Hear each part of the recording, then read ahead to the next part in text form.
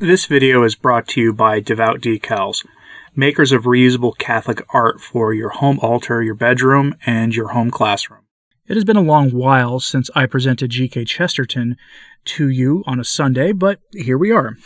This is the first one since probably early 2022, I think, and he has something that is relevant to the Easter season, especially, if you remember how at Easter, in the days leading up to Easter, usually on Good Friday, the demons get lathered up and get their willing servants on social media and on the internet and in real-life interactions to remind you of all the silly nonsense that the academics tell us about the true origins of Easter and how it's because English is apparently the only language in the world that Easter really is, some German pagan thing, when it's not true, or they tell us that, Jesus resurrecting was just a retelling of some ancient story that predates the time of Christ, etc., etc., etc. You are well familiar with this. Here we have G.K. Chesterton reminding us of what the academics get wrong about religion in general, and especially our religion. I hope you find this edifying today. The Priest of Spring by G.K. Chesterton. The sun has strengthened and the air softened just before Easter Day, but it is a troubled brightness, which has a breath not only of novelty, but of revolution. There are two great armies of the human intellect who will fight till the end on this vital point, whether Easter is to be congratulated on fitting in with the spring, or the spring on fitting in with Easter. The only two things that can satisfy the soul are a person and a story. And even a story must be about a person. There are indeed very voluptuous appetites and enjoyments in mere abstractions like mathematics, logic, or chess, but these mere pleasures of the mind are like mere pleasures of the body. That is, they are mere pleasures. Though they may be gigantic pleasures, they can never be a mere increase of themselves amount to happiness. A man just about to be ended by the state may enjoy his breakfast, especially if it was his favorite breakfast. And in the same way he may enjoy an argument with the chaplain about heresy, especially if it is his favorite heresy. But whether he can enjoy either of them does not depend on either of them. It depends upon his spiritual attitude towards a subsequent event. And that event is really interesting to the soul, because it is the end of a story, and, as some hold, the end of a person. Now it is this simple truth, which, like many others, is too simple for our scientists to see. This is where they go wrong, not only about true religion, but about false religions too, so that their account of mythology is more mythical than the myth itself. I do not confine myself to saying that they are quite incorrect when they state, for example, that Christ was a legend of dying and reviving vegetation, like Adonis or Persephone. I say that even if Adonis was a god of vegetation, they have got the whole notion of him wrong. Nobody, to begin with, is sufficiently interested in decaying vegetables, as such, to make any particular mystery or disguise about them, and certainly not enough to disguise them under the image of a very handsome young man, which is vastly more interesting thing. If Adonis was connected with the fall of leaves in autumn and the return of flowers in spring, the process of thought was quite different. If a process of thought which springs up spontaneously in all children and young artists, it springs up spontaneously in all healthy societies, it is very difficult to explain in a diseased society. The brain of man is subject to short and strange snatches of sleep. A cloud seals the city of reason, or rests upon the sea of imagination. A dream that darkens as much, whether it is a nightmare of atheism or a daydream of idolatry. And just as we have all sprung from sleep with a start and found ourselves saying some sentence that has no meaning, save in the mad tongues of the midnight, so the human mind starts from its trances of stupidity with some complete phrase upon its lips, a complete phrase which is complete folly. Unfortunately, it is not like the dream sentence, generally forgotten in the putting on of boots or the putting in of breakfast. This senseless aphorism, invented when man's mind was asleep, still hangs on his tongue and entangles all his relations to rational and daylight things. All our controversies are confused by certain kinds of phrases which are not merely untrue, but were always unmeaning, which are not merely inapplicable, but were always intrinsically useless.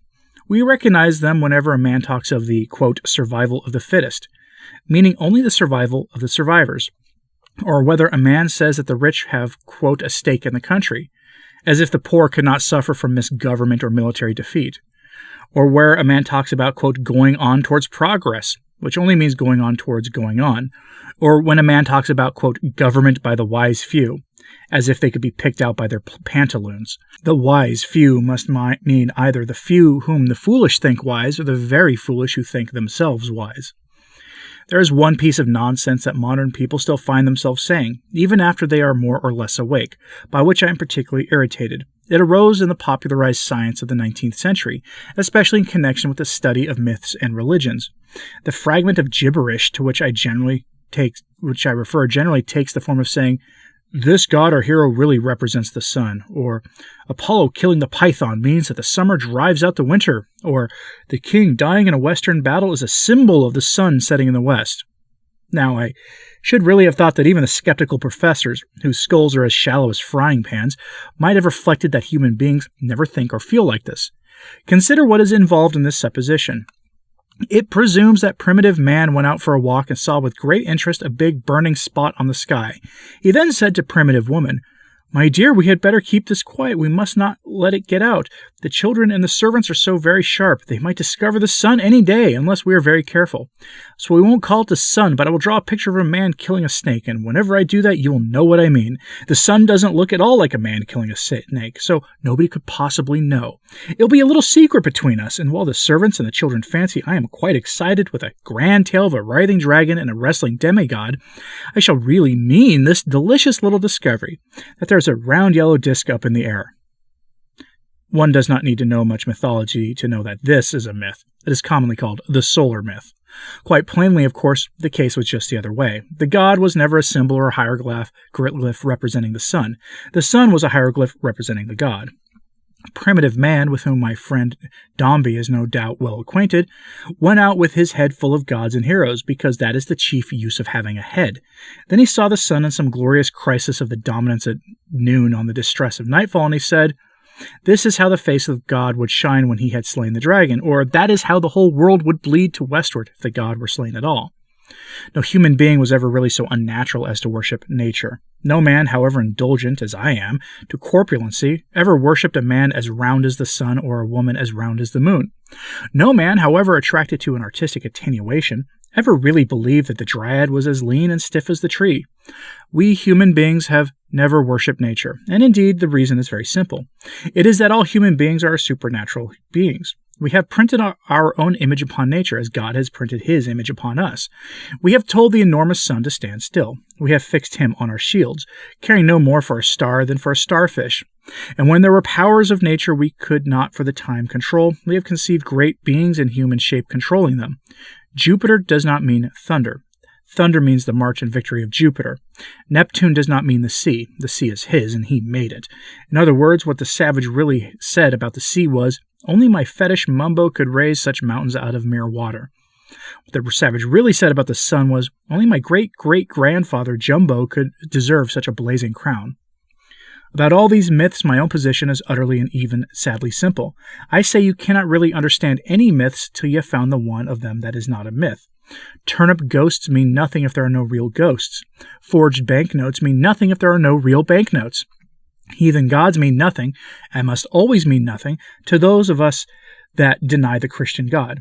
When once a god is admitted, even a false god, the cosmos begins to know its place, which is the second place.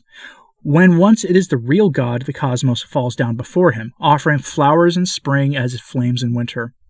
My love is like a red, red rose does not mean that the poet is praising roses under the allegory of a young lady. My love is an arbutus does not mean that the author was a botanist so pleased with a particular arbutus tree that he said he loved it. Who art the moon and regent of my sky does not mean that Juliet invented Romeo to account for the roundness of the moon. Christ is the son of Easter does not mean that the worshipper is praising the sun under the emblem of Christ.